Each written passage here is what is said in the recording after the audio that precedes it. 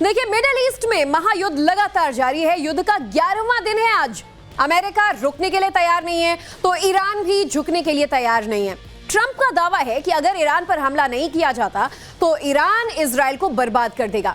वहीं Trump Iran के खिलाफ युद्ध में विजय का घोष भी कर रहे हैं, लेकिन हालात देखते हुए ऐसा लग नहीं रहा है कि ट्रंप का दावा सच होगा। 28 फरवरी से छिड़ी मिडिल ईस्ट की जंग अब और ज्यादा भीषण होती जा रही है और जानकारी यह भी मिल रही है कि इस युद्ध में तो फास्फोरस बम तक का इस्तेमाल होने लगा है, जो बेहद खतरनाक है। बीती रात भी ईरान और इजराइल दोनों ही तरफ से मिसाइलें दागी गई, एक दूसरे पर ताबड़तोड़ हमले किए गए। दोनों में से कोई भी पीछे हटने के लिए तैयार नहीं है। तो ऐसे में अब देखना यह होगा कि आखिर ये युद्ध कितना लंबा खिंचता है।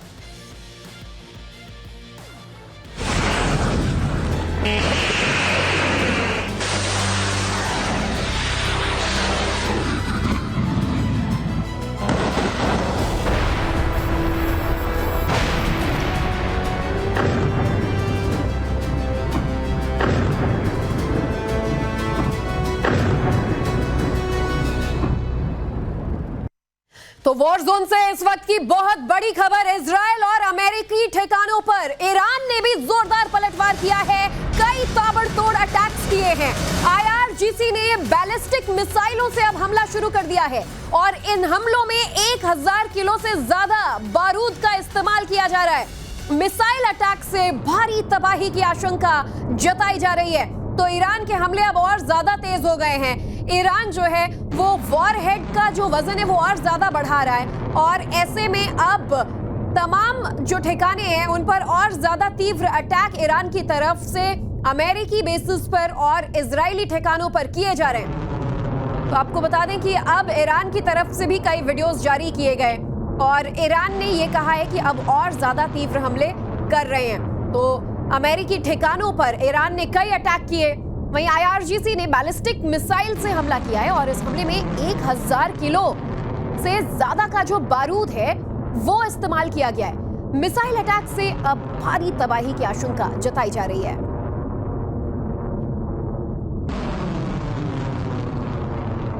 महायुद्ध का दिन 11वां है और अब ये युद्ध और ज्यादा भयंकर हो गया है। एक तरफ भले ही ट्रंप अब विजय का दावा कर रहे हो, लेकिन हकीकत कुछ और नजर आ रही है।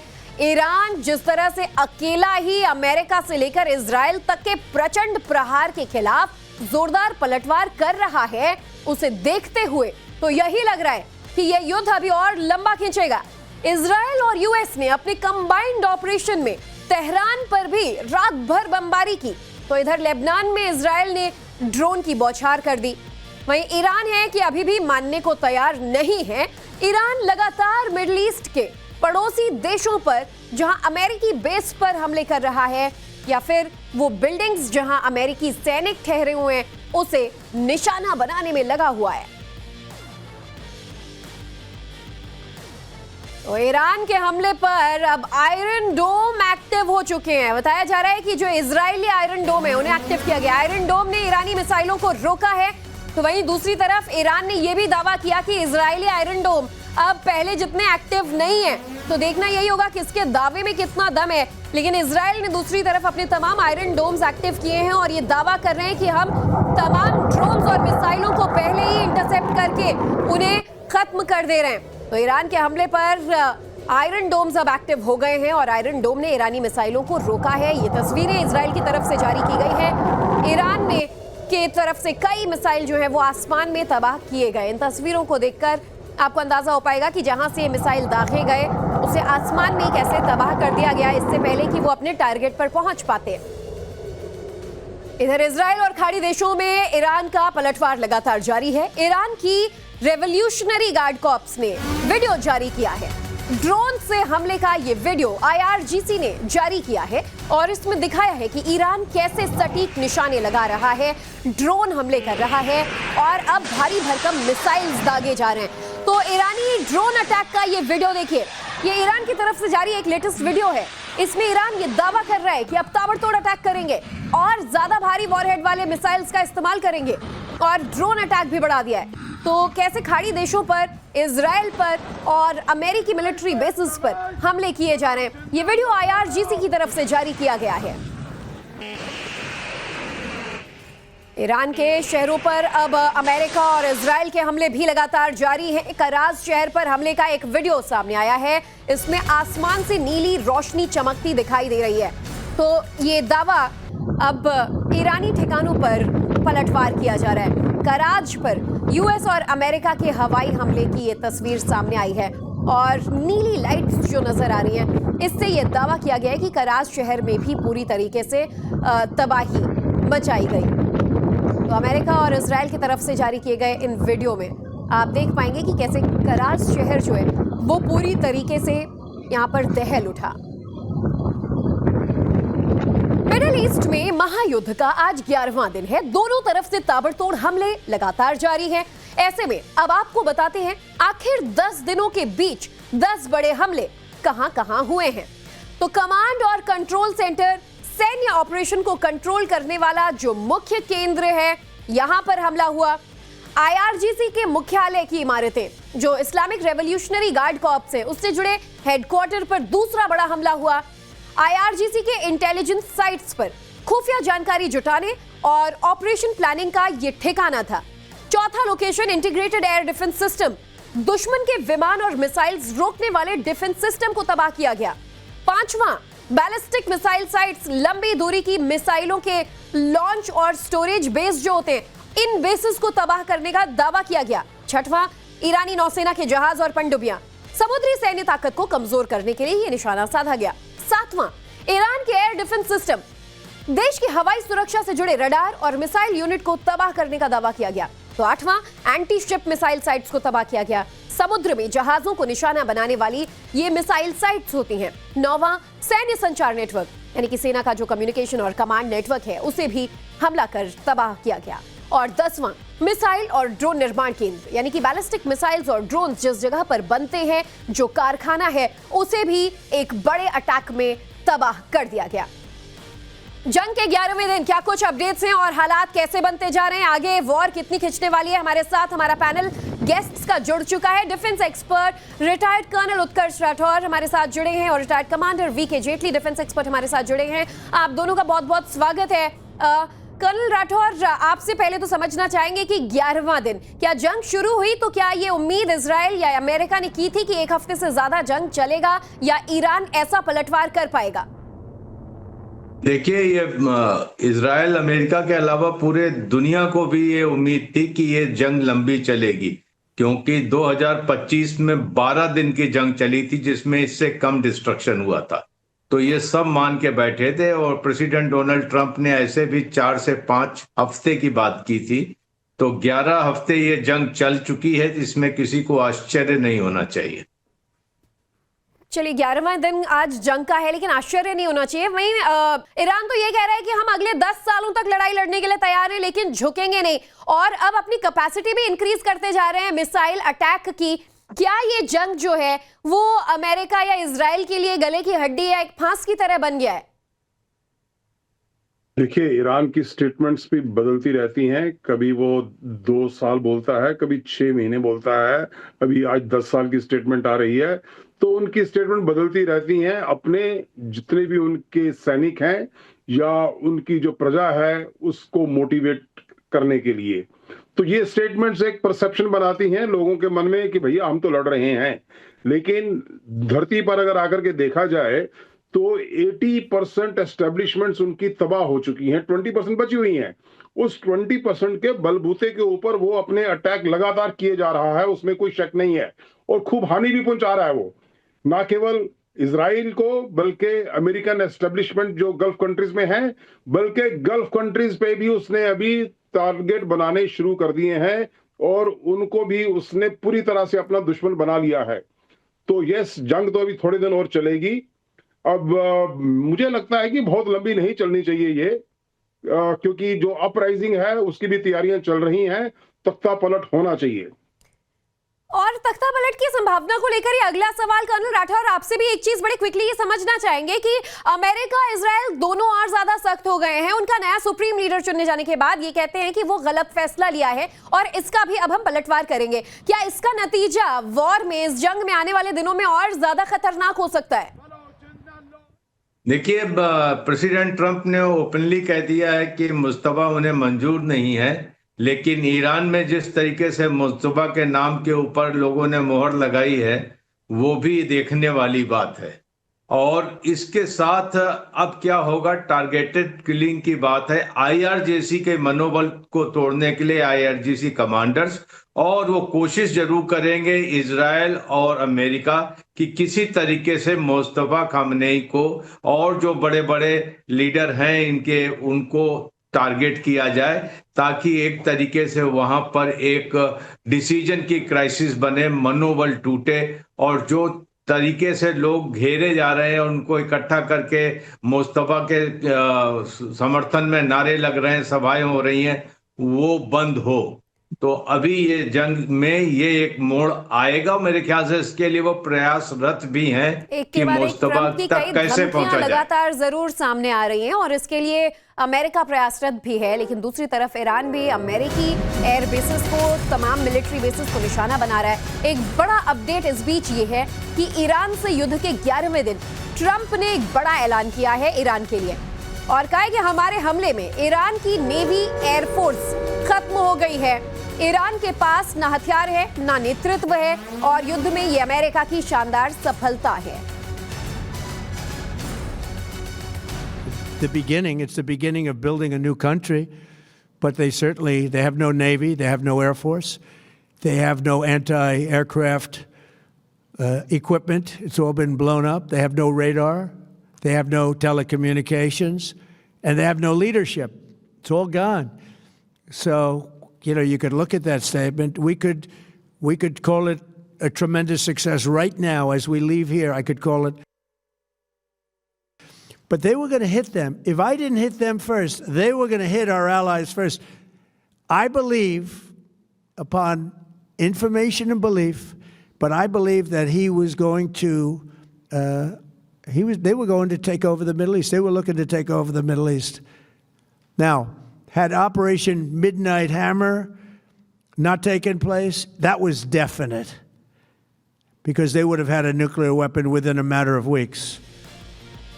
तो डोनाल्ड ट्रंप का ये बयान आपने सुना कि हमने हमला कर कैसे उनकी मिलिट्री तबाह कर दी। इधर खामेनेई का उत्तराधिकारी चुने जाने से ट्रंप भी फिर से नाराजगी जाहिर करते नजर आए। कहा कि नए नेता चुने जाने से प्रॉब्लम बढ़ेगी। सुप्रीम लीडर के लिए ईरान की पसंद से मैं निराश हूं। ऐसा नहीं है कि ट्रंप ने पहली बार मुज्तबा खामेनेई को लेकर अपनी नाराजगी जाहिर की है। ट्रंप इससे पहले भी कह रहे थे कि उनकी सहमति के बिना ईरान अपना नया सुप्रीम लीडर ना चुने, लेकिन इसके बावजूद ईरान ने आयतुल्लाह खामेनेई के बाद उनके बेटे मुज्तबा हुसैनी खामेनेई को ही लीडर चुना, जिसके बाद से डोनाल्ड ट्रंप ने कहा कि ईरान के फैसले से प्रॉब्लम अब और बढ़ेगी। I was disappointed because we think it's going to lead to just more of the same problem for the country. So I was disappointed to see their choice. I was disappointed because we think it's going to lead to just more of the same problem for the country. So I was disappointed to see their choice. तो देखिए, Iran के साथ युद्ध पर एक और बड़ी खबर जो आ रही है कि अमेरिका को तेल की बढ़ती कीमत से नुकसान का डर सताने लगा है। वॉशिंगटन जर्नल की रिपोर्ट में युद्ध खत्म करने की सलाह दी गई है। ट्रंप के सलाहकारों ने युद्ध से निकलने का आग्रह किया है। अमेरिका ने अपने सभी सैन्य लक्ष्य हासिल किए हैं और कहा है कि लंबे समय तक संघर्ष से राजनीतिक नुकसान हो सकता है।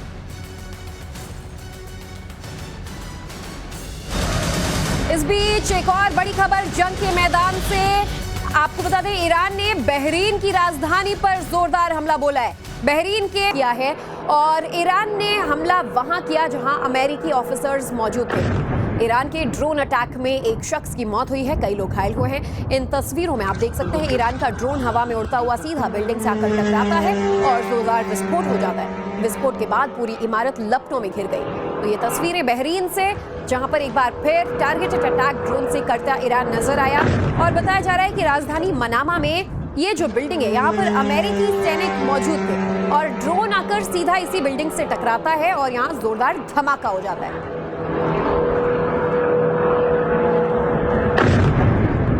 तस्वीर बहरीन की राजधानी से आप देख रहे हैं कैसे ईरान के ताबड़तोड़ अटैक लगातार जारी है, खासतौर पर या तो अमेरिकी बेसिस पर या उन जगहों पर, उन लोकेशंस पर जहां अमेरिकी सैनिक मौजूद हों, उनके उनकी मिलिट्री मौजूद हो।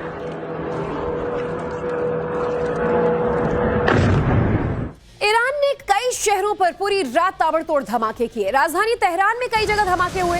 यूएस इजराइल ने भी रात भर ईरान पर मिसाइल बरसाई। तो वार पलटवार जारी है। ईरान एक तरफ अकेले कंबाइंड वॉर का सामना कर रहा है, तो दूसरी तरफ अमेरिका इजराइल ने भी जोरदार जो हमले हैं वो किए। पूरी रात मिसाइलें दागी गई हैं। जेटली सर हमारे साथ मौजूद हैं, दोनों ही मेहमान, उनका भी रुख करेंगे। एक चीज, वैसे तो दो सवाल हैं। पहला सवाल आपसे मैं इसका जवाब ये जानना चाहूंगी कि वॉर को लेकर जिस तरीके से डोनाल्ड ट्रंप के बयान सामने आ रहे हैं जेटली सर, ईरान ने, IRGC ने एक बयान जारी करके ये चैलेंज किया है कि हार की हताशा है डोनाल्ड ट्रंप की, मनोवैज्ञानिक प्रेशर बन रहा है, इसीलिए ऐसे बयान दे रहे हैं। क्यों? क्योंकि अमेरिका जंग खत्म नहीं करेगा, ये IRGC ही खत्म करेगा, हम खत्म करेंगे। तो अमेरिका बोल रहे हैं हमने तो उनकी मिलिट्री खत्म कर दी।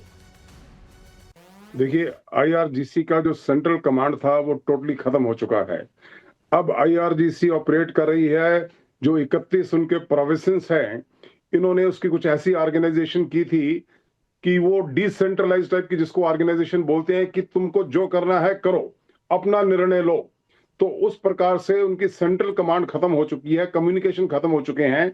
तो 31 प्रोविंसेस में जहां जहां पर IRGC के सेंटर्स हैं वो अपनी मर्जी से अटैक कर रहे हैं, जिस तरीके से भी अपना बचाव कर रहे हैं। तो सेंट्रल कंट्रोल एंड कमांड तो खत्म हो चुका है। तो ये IRGC की स्टेटमेंट भी बहुत हास्यास्पद लगती है। दूसरी तरफ इवन ट्रंप की भी जो स्टेटमेंट है कि उनको मुझसे पूछ करके अपना नेता चुनना चाहिए था, वो भी ठीक नहीं है। ट्रंप ईरान के हेडमास्टर नहीं है, लेकिन फिर भी जब उन्होंने उन लोगों की भावनाओं का आदर किया कि जो सड़कों पर आकर के ईरान की ये जो आतंकवादी सरकार है, इतने सालों से जबरदस्त डिक्टेटरशिप की तरह अपने लोगों पर रूल कर रही है, उसको बदलने की जब इच्छा हुई, और साथ में वो ये भी बोलते हैं कि इजराइल को इस धरती पर रहने का ही हक नहीं है, इसलिए उसको खत्म करने के लिए जो युद्ध की शुरुआत की, तो ट्रंप ये कह सकते हैं कि कुछ ऐसा हल निकाला जाए कि पूरे ईरान के अंदर एकदम न्यूट्रल तरीके से पुनः इलेक्शन करवाए जाएं जी, और वो भी शायद यूनाइटेड नेशंस की देखरेख में करवाएं, ताकि ये जो आतंकवादी गुट हैं वो पुनः अपनी दादागिरी के कारण फिर से सरकार में ना आ पाए। एक न्यूट्रल कमेटी तो दादागिरी है ये, लेकिन कर्नल राठौर फटाफट इस पर आपकी भी मैं ओपिनियन लेना चाहती हूँ कि जो अमेरिकी रिपोर्ट ही सामने आई है वॉशिंगटन जनरल की, उसमें तो ये कह रहे हैं कि वॉर हो सके तो जल्दी से जल्दी खत्म करिए, क्योंकि नुकसान अमेरिका को भी झेलना पड़ रहा है। और खासतौर पर ईरान ने एक बार फिर से जो वार्निंग जारी की है कि अगर ऐसे हालात रहे तो जो स्ट्रेट ऑफ हॉर्मुज है वो तो छोड़िए, हम यहाँ से 1 लीटर तेल नहीं जाने देंगे। देखिए, इस युद्ध में जो एक फैक्टर था कि दुनिया की इकोनॉमी में मंदी आएगी और दुनिया की इकोनॉमी में पर्शियन गल्फ से तेल नहीं जाएगा, जिसकी वजह से ट्रंप के साथ, चाहे वो EU हो, चाहे नेटो हो या बाकी कोई देश हो, वो थोड़े दिनों के बाद उनका धैर्य खत्म हो जाएगा। ट्रंप उसका सामना कर रहे हैं और अमेरिका में भी तेल की प्रॉब्लम आएगी, मानता हूं उतनी नहीं आएगी, लेकिन ट्रंप इन सारे प्रेशर्स को झेल नहीं पाएंगे और इसीलिए वो कहते हैं दो दिन में खत्म हो जाएगा, 4 दिन में खत्म हो जाएगा। अभी तो बात चल रही है। ये भी एक चैलेंज जरूर आने वाले दिनों में आ सकता है इस ग्लोबल इकोनॉमिक क्राइसिस के साथ साथ। बने रहेगा सर, आपके पास वापस लौटेंगे। इस बीच बड़ा अपडेट, ईरान और अमेरिका से युद्ध से जुड़ी बड़ी खबर। यूएस और इजराइल ने तेहरान पर बड़ा अटैक किया। तेहरान पर यूएस और इजराइल ने जोरदार हमला किया और हमले की तस्वीरें जारी की है। देखिए, तेहरान पर हमले की ये तस्वीरें, और खासतौर पर कई ऐसे जगहों पर भी अब टारगेटेड अटैक्स किए जा रहे हैं जहां हिजबुल्लाह या उससे जुड़े संगठन मौजूद हैं और अटैक कर रहे हैं। अब तेहरान पर अटैक की ये तस्वीर सामने आई अमेरिका इजराइल की तरफ से। पर एक और बड़ी खबर, लेबनान पर भी इजराइल ने अटैक किया है। IDF ने इसका वीडियो जारी किया है। आपको बता दें कि अटैक्स इतने ज्यादा भीषण थे कि 10 मिनट के अंदर 4 ताबड़तोड़ अटैक हुए। मिसाइल लॉन्चिंग पैड पर भी हमला किया है। ये वो लॉन्चिंग पैड जहां से तमाम मिसाइल्स दागे जा रहे थे, और ये सैटेलाइट इमेजेस में आप समझ पाएंगे कि कैसे इसे टारगेटेड अटैक में IDF ने जो है वो ध्वस्त कर दिया। इजराइल की तरफ से हमला लगातार जारी है और ये तस्वीरें जारी कर कहा है कि स्ट्राइक टारगेटेड, जहां पर लॉन्चर मिसाइल लॉन्चर था, बेस था, उसे भी तबाह कर दिया गया। एक और बड़ी खबर, अमेरिकी सेना का ईरान के ठिकानों पर हमला जारी है। हमले में ईरान के कई मिसाइल लॉन्चर्स तबाह हो गए हैं। यूएस सेंट्रल कमांड ने यह वीडियो जारी किया है। यूएस सेंट्रल कमांड ने ईरान को धमकी दी है, लॉन्चर कहीं भी छिपाएं, हम उसे नष्ट कर देंगे। तो ईरान कहता है कि और ज्यादा तीव्र मिसाइल दागेंगे। तो अमेरिका ने यहां पर अब वार्निंग दी है कि ईरान के उन तमाम ठिकानों पर हमला करेंगे जहां मिसाइल लॉन्चर्स मौजूद हैं और इसे हम तबाह कर देंगे। सेंट्रल कमांड का कहना है कि ईरान को धमकी देते हुए कहीं पे भी उनके लॉन्चर्स छिपाए गए हों, हम ढूंढ ढूंढ कर नष्ट करेंगे। और उसी से जुड़ा ये वीडियो भी जारी किया गया है। तो वहीं दूसरी तरफ ईरानी एयरफोर्स ने इजरायली ड्रोन को मार गिराने का दावा किया है। इजरायली हर्मेस 900 ड्रोन को मार गिराया है। ये तस्वीरें देखिए, हवा में ही इजरायल के ड्रोन को कैसे तबाह किया, इसका एक वीडियो ईरान की तरफ से जारी किया गया है। बताया जा रहा है कि ईरानी एयरफोर्स ने इजरायली ड्रोन को मार गिराया। इजरायल का हर्मेस 900 ड्रोन है ये, जिसे हवा में ही मारकर ध्वस्त कर दिया ईरानी एयरफोर्स ने। तो मिडिल ईस्ट में लगातार तनाव के हालात बने हुए हैं और इस बीच एक और बड़ी खबर आ रही है। एरबिल के सोरान इलाके में अटैक का वीडियो सामने आया, ड्रोन को मार गिराए जाने का वीडियो सामने आया। अमेरिकी सेना के पास ड्रोन को मार गिराया गया है। तो ये तस्वीरें हम आपको दिखा रहे हैं कि किस तरीके से लगातार मिडिल ईस्ट में तनाव के हालात अब बढ़ रहे हैं। और एरबिल के सोरान इलाके की ये तस्वीर है जो आप इस वक्त टीवी स्क्रीन पर देख रहे हैं। सोरान में एक ड्रोन को मार गिराया गया और बताया ये जा रहा है कि अमेरिकी सेना के बेस के पास ही इस ड्रोन को मारा गया है। वॉर जोन से एक और बड़ी खबर आ रही है। सऊदी अरब की सेना ने भी 2 ड्रोन्स मार गिराए हैं। अल खारिज प्रांत के पास 2 ड्रोन गिराए गए। रक्षा मंत्रालय के प्रवक्ता ने ये जानकारी दी। सऊदी सेना ने 2 और ड्रोन रोके हैं। तो बड़ी खबर आपको बता दें कि अब सऊदी अरब ने भी जंग के इस मैदान में अपना दमखम दिखाते हुए 2 ड्रोन्स हवा में मार गिराए।